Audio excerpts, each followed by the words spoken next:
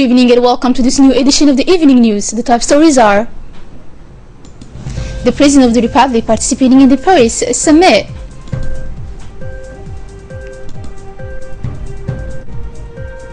the Arabic-speaking academics supporting the candidature of the President in 2016, the premature Rahma Obok inaugurating the new orphans.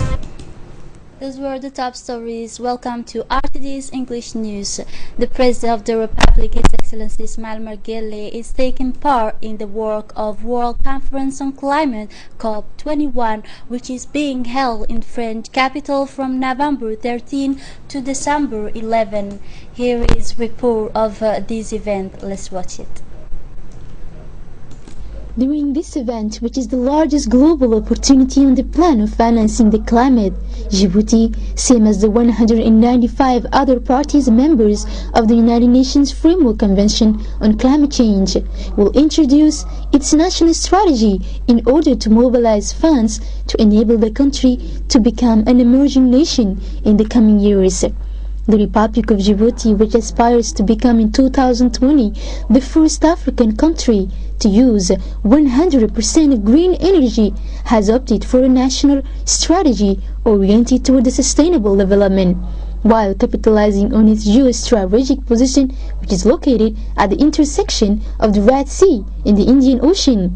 Djibouti, which is one of the first in Africa to have announced its commitments for the climate in view of the COP21, became last August 14 the 60th country of the continent and the 54th country in the world to have submitted its plan of action to the United Nations Convention on Climate Change, which has been the subject of validation of a presidential degree.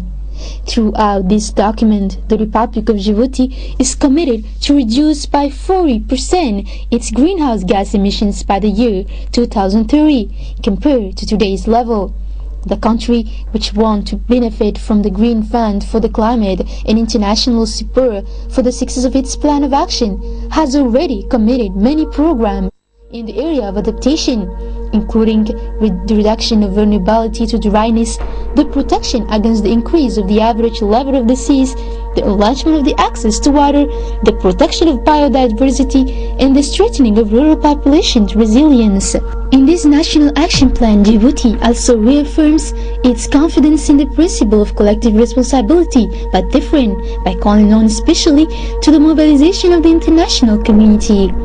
With its dry climate, the Republic of Djibouti is vulnerable to a number of impacts related to the environment, in which are the dryness and extreme temperatures, sea level rise, flood, and the desalinization of water and soils.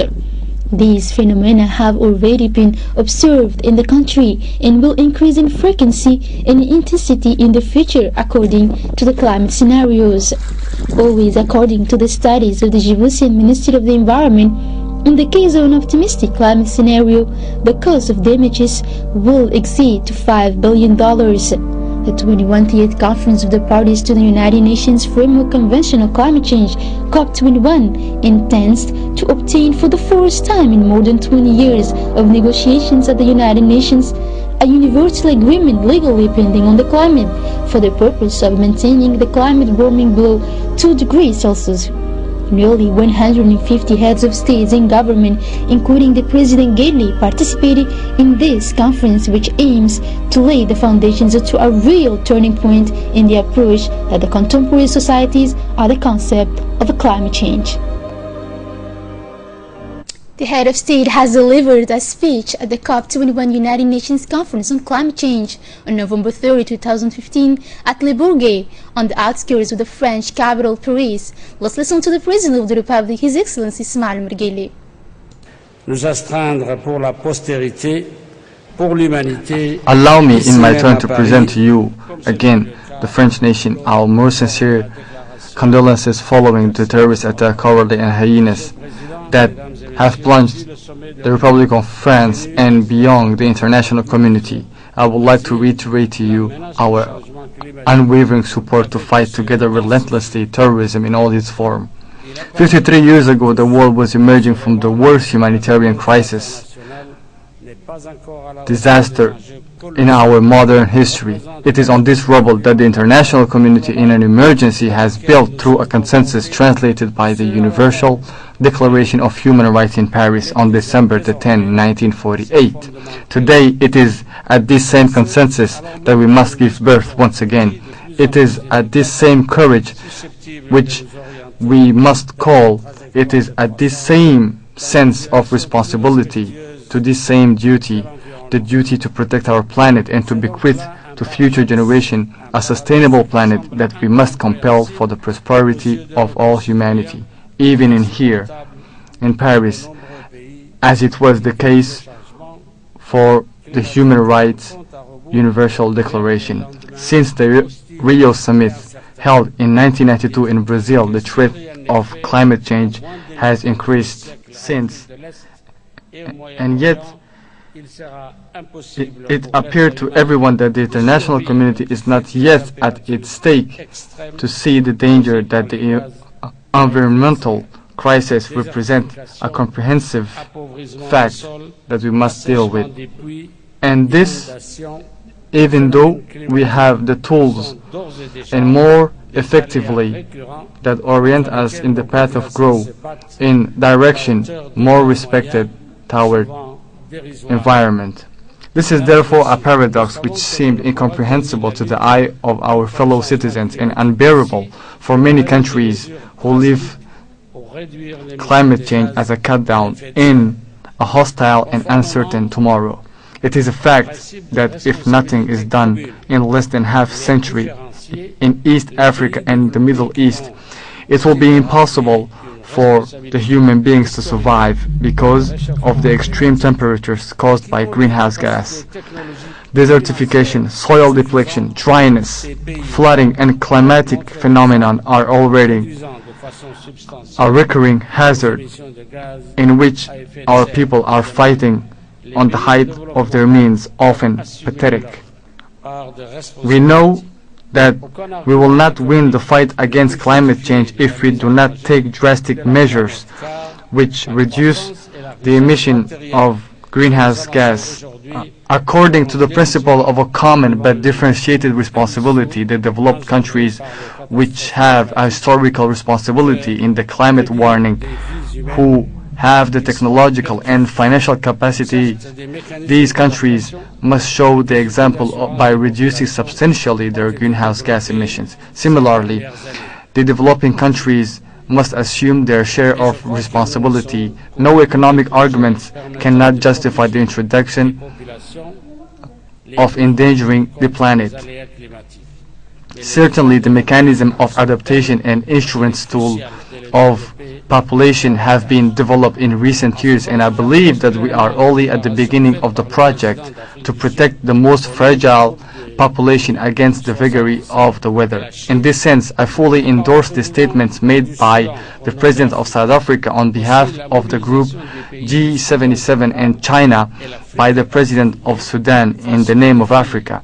Also, the mobilization of countries of the South in general and Africa in particular face the challenge of the climate will be first conditioned by the capacity that will be the countries of the North to provide consistent answer with the two questions on which Africa is ahead. On the one hand, the adaptation to the effect of climate change and its financing. On the other hand, the transfer of technology. Like no other African country, the adaptation remains a priority for the government of Djibouti. Indeed, we are already facing with the lack of water and to the weakness of the productivity in agriculture, to the devastating flood, the recurrent drought, with the increase of the level of the sea, to health problems due to climate change, and I pass all the actions taken to cope with these extreme climatic phenomenon must be financed. That is why we ask that the international mobilized financing within the framework of the fight against climate change should be fairly shared. Entered the mitigating actions and the adaptations. In this regard, we are concerned about the current trend, which, as revealed by the recent report of the OECD presented in Lima, showed that only 70% of the funding is devoted to the adaptations, which remain largely insufficient.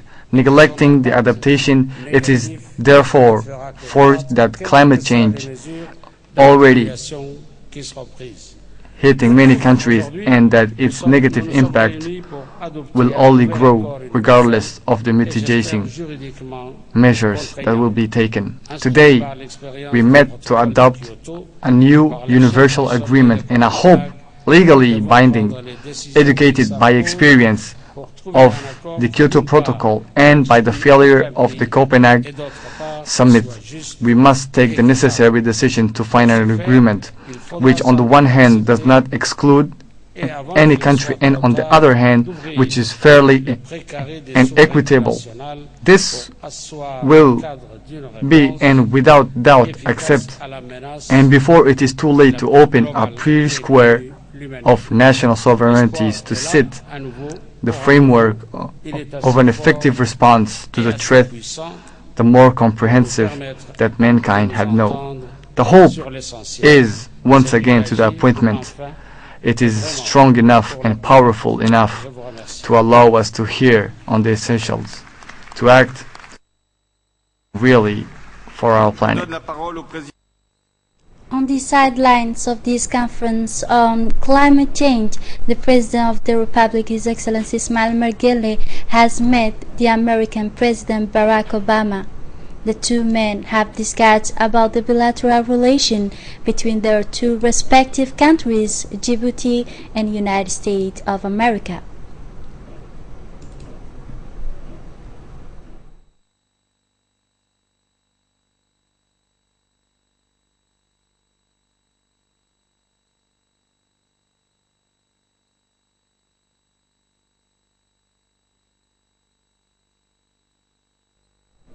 Under the leadership of the Prime Minister and the acting leader of the government, Mr. Abdulqadir Kamil Mohammed, the complex of Al-Rahma for orphans has been inaugurated this morning.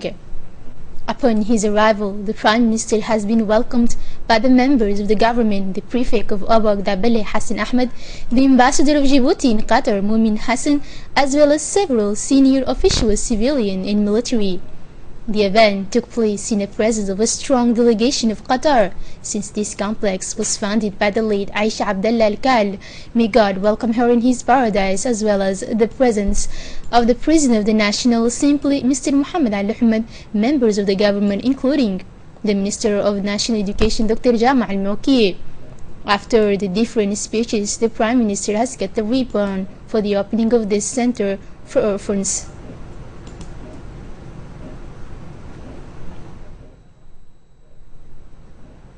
In his speech, the Prime Minister has wished a warm welcome to the guests, where he was very delighted about the participating in the inauguration ceremony of this center invested by Kuwaiti businessmen. He said that this day happened thanks to the international organization of Al-Rahma, located in Kuwait and has a regional office in Djibouti. This new project will house orphans and will offer them various services. The Prime Minister has indicated that they are sure that the inhabitants of Obok will benefit from this project that will give them an appropriate education, health, support and homes. This orphanage will have a medical center. He said that the realization of this project is at the heart of the government's policy, as well as the perspective of the head of state to offer economic and social infrastructure and to reach a sustainable growth in the interior regions. The Prime Minister Abdulqadir Kamil Mohammed has proceeded yesterday, Sunday, November 29, to the presentation of a distinction medals to the Qatari and Kuwaiti businessmen for their commendable services toward the Republic of Djibouti. Among the persons decorated figured the brothers Ahmed Abdallah Al-Khal and Abdurrahman Abdallah Al-Khal from Qatar, who have funded the construction of Aba complex, the construction of a building to Gabat 4, as well as a bakery and production workshops in complex of Balbala. The Prime Minister has elevated them to the rank of officer in the National Order of 27 June. He also delivered the medal at the Grade Officer in the National Order of 27 June to Mr. Saad Marzouk Al-Qutaybi from Kuwait, chairman of RC of the sector in East Africa that has largely contributed to the support of its activities. And finally, the Prime Minister has made a tribute for their support of the activities of charities in the Republic of Djibouti and their generous efforts. On the occasion of the National Week of Fight Against HIV/AIDS, the Minister of Health, Dr. Qasim Issa Ousmane, has made a statement where he sensitizing the population of Djibouti on the risks of this epidemic. Let's hear from it, the Minister of Health.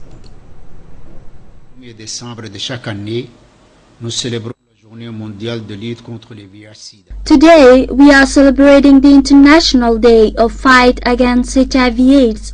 World AIDS Day is an opportunity to commemorate those who have left us, but also to raise awareness among our compatriots on the always persistent threat of this pandemic. The theme of 2015 years is Zero Infection of HIV/AIDS, Zero Discrimination, and Zero Death related to the HIV/AIDS is still valid even if the world has managed to tame the course of epidemic. The epidemic is on the decline with a significant drop in a new infection and death from HIV/AIDS. Now the aim is to go to a later step, which is the end of the epidemic by 2013. Our country and no other country in the world is not imminent to this pandemic, as you know, because our country has a generalized epidemic which start nevertheless to stabilize as well. We expect of 1,855 people who receive free antiretroviral treatment and inadequate monitoring. Once again, I must emphasize that this is essential to achieve the target of zero new HIV/AIDS infection, zero discrimination, and zero death related to AIDS announced above, that any person should know his HIV/AIDS status. The service of voluntary screening of confidential are available today in the perpetuating our health training course, and our policy of screening is based on the respect of the principle of informed consent and assured confidentially. This important advance in terms of access to testing, care, and treatment have been strengthened by a strong policy action constantly renewed by His Excellency Mr. Ismail Margele with the ratification of the country of the Arab Convention for the Prevention of HIV/AIDS and the protection of human rights of people living in HIV/AIDS in the month of March 2015. Note that Djibouti is the first country to sign this convention. A national workshop of the validation report on the current situation of drinking water was held this morning at the Hotel Acacia. The meeting was attended by the Director of the Department of Agriculture Rural Water, Mrs. Suad, the representative of the national institutions, and the representative of various agencies of the United Nations system, as well as representative of prefectures. The goal was to provide a strategic document on access to drinking water and sanitation in the rural areas in short, medium, and long term in the Republic of Djibouti. This workshop is within the framework of the national program, includes drinking water supply and rural sanitation to the 2035 financial horizon by the African Development Bank. The Union of Arab University Congratulate has organized today at the People's Palace in collaboration with the League of Ulama a ceremony of support to His Excellency Mr. Ismail Margele for the new mandate of 2016. This ceremony was attended by the President of the UN of the Arab University, Mr. Ahmed Abdallah Al-Saleh, and 100 of young Arab and several degrees of ulama and preachers. The various speakers expressed their appreciation for the great achievement of the head of state, Mr. Ismail Margele, during the last year. The stakeholders have asked the President of the Republic to pursue the economic and social development efforts he has undertaken for the promotion of the Arabic and Muslim affairs of the country. An awareness day was held yesterday afternoon in the CDC of the Section 5 neighborhood under the leadership of Djibouti Prefecture and the head of the Section 2, which urged the population to ensure the healthy and participate in the maintaining security in public order. This took place following the presidential decree issued on the silence of the Council of Ministers of November 24 to implement exceptional measures and arrangements in view of enhancing security and monitoring of the national territory. This day of awareness was guided by two themes, which are hygiene and safety. The issue in question was particularly related to water waste. These waters are the main factors generating not only cases of diseases related to hygiene problems, but also causes damages to the public roads. As for the safety issue, the officials have urged the inhabitants to preserve the peace and security in their neighborhoods by reporting any abnormal behavior. It is with great sadness that we have learned the death of Khaire Shire Roble, who died last Tuesday in Djibouti. He was among the wives of the Asajok city. Born in 1944, the deceased leaves behind him a widow and 7 children and 6 grandchildren.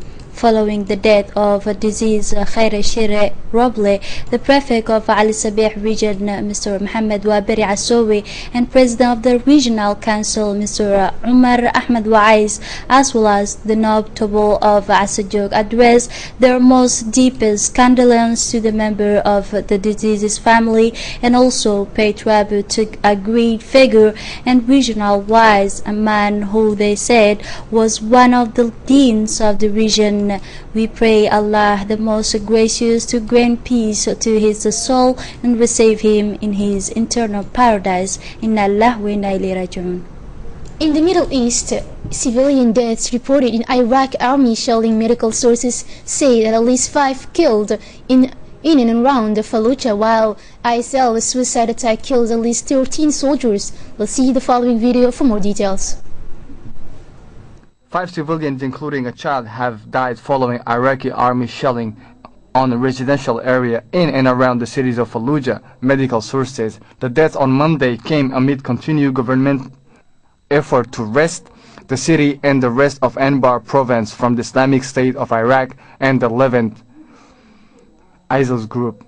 The Iraqi artillery targeted the southern Nuaimiyah district as well as the Risala and the Andalus area in central Fallujah, the source said. In a separated incident, an ISIL suicide car bombing targeted at an Iraqi military position killed at least 30 soldiers north of Fallujah.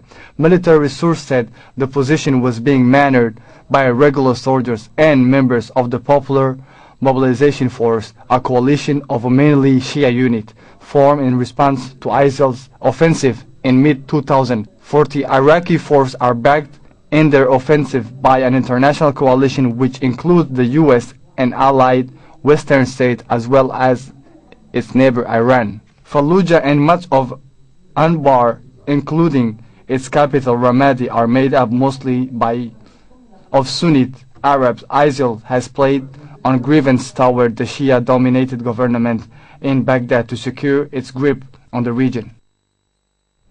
China, which is the world's largest emitter of carbon pollution, but Beijing has worked to improve environmental management and reduce emission in recent years. Let's listen to this report. The Republic of China is the world's largest emitter of carbon pollution, but Beijing has worked to improve environmental management to reduce emission in recent years. China has pledged to embrace a green development model over the next 5 years, increasing the share of a non-fossil fuel in the country's energy portfolio. The plan is to lean on wind, solar, biomass, water, and geothermal energy. Beijing says it will find cleaner way of burning fossil fuel like coal. China is already the global leader in clean energy investment according to a newly released government report. The share of a non-fossil fuel in primary energy consumptions has reached 12.2% in 19. That's an increase of 1.4% from 2013. China has the biggest solar photovoltaic cell capacity and the largest wind power market. The amount of water power stations in China account for a quarter of the world's. The rapid development of clean energy has helped China carbon emission per unit GDP decline. That is it for this edition. Thank you for your attention and have a great evening.